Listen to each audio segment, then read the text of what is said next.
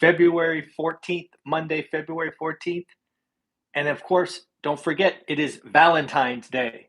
If you haven't gotten your sweetie a card, candy, flowers, whatever it is, maybe take them out to dinner. Don't forget, it is Valentine's Day. Maybe a quick email or text or something to brighten someone's day. Don't forget, today is Valentine's Day. A couple of quick things to note on the daily financial news is I think I have seen the first sign of a housing slowdown. Again, when you are looking for something, sometimes you become a little myopic. Sometimes you just want to see it. So let me explain what I saw this weekend, and I want you to look in your area as well. So you know that I live in the Silicon Valley. The Silicon Valley is a real estate market like no other, seemingly. It is nuts. Lots and lots of people with RSUs and stock money buying houses. So for about the last year, maybe even 18 months, I have not seen a single open house in my neighborhood. So in my neighborhood, I typically do walks with my dogs, or maybe I go for a run. Anyways, I live in a pocket that I can run, I don't know, a 3 mile loop and see probably 500 homes, something like that. So for over a year, zero open houses. Now we still have housing sales, right? They still sold, but nobody had to do an open house. Yesterday, Super Bowl Sunday, we had an open house in my neighborhood and I was shook. Now, who knows? This could have been a unique situation. It could have been, who knows? But we had our first open house, and that is unusual. So do me a favor, folks, look in your areas. Tell me what happened next weekend if you didn't notice. Are you holding open houses? If you're a real estate agent or a real estate broker, are your agents holding open houses? Because we haven't had to, right? Real estate has been so hot. You put it in the MLS, 3 days later, you have a cash buyer. Bingo, bango, open houses not required. So this could be the very first sign, or it's a one off. Sometimes a single data point needs to just flat out be ignored. But I thought I would share that with you this morning. So let me know what you think. Next up, I believe the Fed, outside of Bullard, right? Bullard was on CNBC this morning saying that the Fed has to be aggressive, the Fed has to front load. Pretty much everything St. Louis Fed President Bullard is saying, I agree with. In fact, I've been telling you it needs to happen 6 months ago. But anyways, he is there now. So I am a fan of James Bullard. I think he's got the right. He is the closest Paul Volcker that we have in today's Fed. If he was the president, there is no doubt, in my opinion, that the Fed would do an emergency rate increase. The Fed would stop buying, all of these things. Again, with Powell in charge, I don't expect any of this. He is going to communicate, cajole, pontificate, and we are not. They are going to be behind the curve again and again and again and again and again. So, frustrating. But what I was going with is, outside of Bullard, I believe every Fed president is going to start to talk like this. We have to look at the data. We have to take a measured pace. I believe the Fed presidents, at Powell's encouragement, are trying to lower expectations. Right now, the market expects a half a point move 99%. It has gone from 0 to 99%. I believe what Powell is trying to tell the Fed president to do is, God, guys, we got to lower those expectations. We want to shock the market. We want to do a half, but we can't let them expect it. That's what I think is happening right now. But damn, why are they still buying? If the first rule of hole digging you learn as a kid is stop digging. And according to their press release, I think it was Friday, they are still buying 20 billion. I don't know, some stupid number. Stop buying stuff. The Fed, you're destroying our economy. in hurting the people you purport to want to help, the poor and middle class. Inflation helps the rich, it hurts everybody else. I don't know why they don't get this. So this Russia thing, there seems to be a lot of thought that Russia will not invade until after the Olympics. Basically, Russia, the idea being, I suspect, is Russia won't invade because they don't want to piss off China, right? Don't take the shine away from us, blah, blah, blah. I don't know. What do you think? I'm starting to think they don't invade ever. Maybe that's wishful thinking, right? Who wants war? Who wants death? Who wants any of this? But do you really think Putin, of all people, would not invade because of a sporting event? I don't know. I don't know. Babe, I don't know. Let me know what you think. Comments below. It's kind of interesting. As I mentioned, Bullard was on CNBC this morning. Basically, he wants to play hardball. He thinks the Fed needs to get off the dime. They're behind. Their reputations are at risk. Everything that I have been talking about, he is saying. So I've got some numbers about retail sales this week, which I think come out Wednesday. Retail sales, big number of the week. The expectation is for 2% increase. Now, remember, this is nominal, not real. So in essence, even if we go up 2%, but we have 7% inflation, that's a 5% decline. Let's not forget that.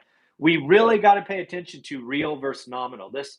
These numbers coming out in a 7.5, 10, 12% inflation environment are really, really, I want to call them dirty, right? They're really easy to misunderstand, right? So we've got to watch this. So expectations are retail sales plus 2%. I'm going to go under. In fact, do I want to go negative? No, I think I'll just go zero. I'll go flat. Maybe plus 1%. Maybe plus 1. Plus 0.1. Let's be clear. Not 1. 0.1. 1/10. And again, remember, December was negative 1.9 because of supposedly we all front loaded our holiday shopping. PPI is expected to come out tomorrow. PPI was 9.7% in December. Expectations are 9%. They expect PPI to go lower. That would be a good thing, no doubt. I think they are wrong. I think it will be, well, I'm just going to say over 9%. Because again, what have we seen the last 4 months? Inflation has been running hotter than all the proponents expect. So we shall see. Friday, existing home sales. This one is going to be interesting. Existing home sales. We did 6.1 million last year after an annualized rate of 6.18. It's going to be interesting. I think we're going to disappoint. There's just not enough homes to keep that going. So we shall see. My big surprise, my big aha, the one that all of us need to pay attention to, is that consumer sentiment number that came out Friday that was so bad, for like October 2012 bad. It's worse. Let me say that again. It is worse than the headline. How can that be? The biggest drop, the largest drop, was in families or households that made $100,000. The biggest drop was in households that made $100,000. These are the folks with the discretionary income to do this, to do that, to do all of these things. And if those people are already feeling stock market, crypto, higher rates, and they are backing off, GDP about to go down, down, down. You can't lose the top of the consumer and have a solid economy. I got to look at these numbers. So the consumer polling was most negative for households that make $100,000. It fell 26.6 points. Now, that means nothing to you. It means nothing to me until we have a scale. The largest drop before this one was August 2011, when it dropped 21.7%, or points, I guess, not percent, points. So If you do not remember August of 2011, let me just tell you that was the depth of the real estate crash. That is where nobody was buying, money market accounts were locking up. It was horrible, horrible, horrible. And in that environment, the rich dropped 21.7 points.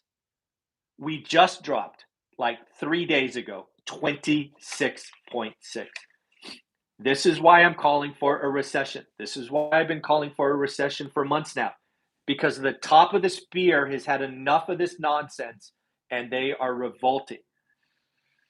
Not good. Not good. And just so you know, that 21.7 point drop was right around the time we almost had a double dip recession. Not good. Got some more news about Zillow. If you don't know, Zillow raised their housing expectations from 11% to 16.4%. Again, as I've said before, Zillow is wrong. I don't know how else to say it. They're actually expecting, and this is something you and I can watch, they are expecting February home appreciation to be 20%. Yeah. We're going to know really, really soon. 20% home appreciation year on year for the nation, that would shock me. In addition to that, where I think Zillow is wrong, Zillow is calling for a rise in home sales. You know, if you watch this channel, I believe transactions are going to fall, not values, but transactions. Zillow comes out and says it is going to rise 7%. We're going to go from 6.14 to 6.57 in 2022. I don't see it. How we have no inventory to start the quarter, right? Q1's going to be a decent price. We've already talked about why, but no inventory. So transactions will be down. Then we just had the rich consumers go, I'm not playing. Now, again, it's sentiment, and sentiment is a leading indicator that sometimes gives us false positives. But man, we have got to watch this. So I don't see how Zillow's getting into these numbers. Zillow must be using the same algorithms that cost them to lose $500 million. It's crazy. I don't know where they're going. Something else I found, National Association of Home Builders did a report that said every quarter point rise in interest rates, every quarter point rise drops 1.3 million people from the ability to buy, right? We're talking about affordability going down, less people get yes answers. Again, just like lots of these pontificators who don't tie the affordability picture together, that's not true if wage inflation is up. If wage inflation is up 10% and we go up a quarter point, it don't freaking matter, right? So these people that are talking about simple things is they're not seeing the whole picture, and it's frustrating when they don't see the whole picture.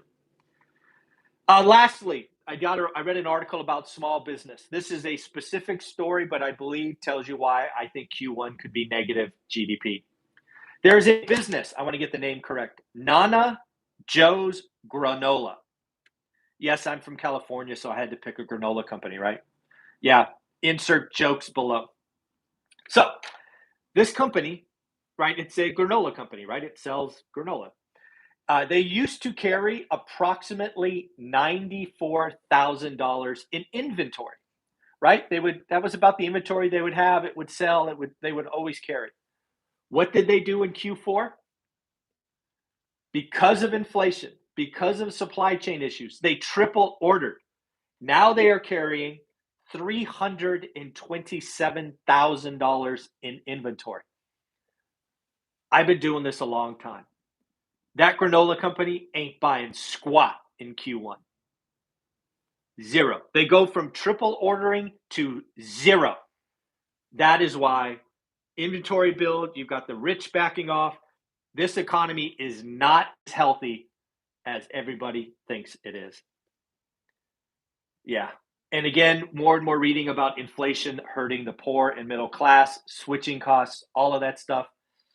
It is real. It is not getting better. The Fed needs to get off their ass. We need to have some pain. It needs to be acute so we can move on. this whole measured bullshit, sorry, I'm just angry. This measured stance is going to hurt longer.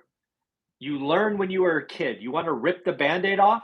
Do you pull it one hair at a time, or you just rip the damn thing off? I know which one I was raised to do. Shout out, Mom. Anyways, take care of yourself. We got some exciting videos. We have a surprise guest at 8. And then we got the man, myth, the legend, Greg Dickerson at 9. We had to do a little swappity swap. So take care of yourself. Have a wonderful weekend. Like, subscribe, share. And of course, it's Valentine's Day. Don't forget, if you have a significant other, send them a note, send them a text. If you don't, reach out to your friends. Be a good person today. Be positive, smile. Just be nice. Be kind. Take care. Bye-bye.